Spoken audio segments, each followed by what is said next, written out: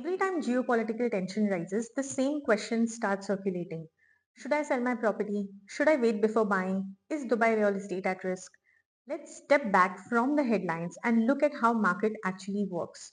When geopolitical conflict increases, fear spreads quickly. Stock markets react almost instantly because they are liquid. Investors can sell in seconds. News cycle amplify uncertainty. Capital moves towards what feels safe. But real estate doesn't operate the same way. Property is not treated minute by minute. It is tied to population growth, housing demand, employment, and income generation. It moves based on fundamentals, not daily sentiment. Dubai, in particular, functions differently from many global cities due to tax efficiency, currency stability, lifestyle safety, and the UAE dirhams is pegged to the US dollar, which adds another layer of currency strength during global volatility. Now, let's look at data rather than opinion. Dubai's population has crossed 5.2 million residents as of today. Over the past few years, transaction volumes have reached record levels. Rental demand has remained strong due to continued migration and business inflows. Even during previous global disruptions, occupancy levels remain resilient in Dubai and rents increased in many communities. That tells us something important. This market is supported by real usage data. Another concern many investors have is developer stability. Today's market structure is very different from past cycles. Buyer payments are protected in regulated escrow accounts and released to the developer by the DLE according to the construction progress.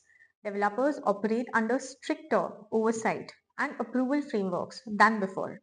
This doesn't eliminate risk entirely, no market is risk free, but the systemic safeguards are significantly stronger. The risk today is less about market collapse but more about selecting the right developer and the project fundamentals. So, where we are not in a distressed market, prices are not collapsing. What we are seeing is hesitation from buyers. When buyers hesitate because of headlines, something interesting happens. Negotiation improves, incentives increase, payment structures become more flexible. This creates what I call a decision window, not a crash phase, but a period where smart buyers gain leverage. You may feel like waiting and watching, and waiting feels psychologically, but market often moves before confidence returns. By the time headlines become positive again, incentives disappear, competition increases, and pricing adjusts upwards. Right now, buyers may have access to better payment plans, motivated sellers, and improved negotiation positions. These windows rarely last long. Also, historically, uncertainty has often created the strongest entry. For sellers, if you look back at past global disruptions, including the uncertainty of 2020, Dubai real estate rebounded strongly in the years that followed.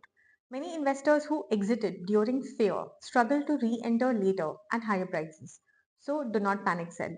Real estate rewards time in the market. It does not reward a reaction to headlines. Dubai real estate today is supported by population growth, international capital flows, regulatory oversight, tax efficiency, rental demand, and long term economic planning. So instead of asking, is the market risky? Ask yourself, are the fundamentals intact? If you want to analyze your position based on data rather than emotion, then a conversation is worth having. Feel free to get in touch.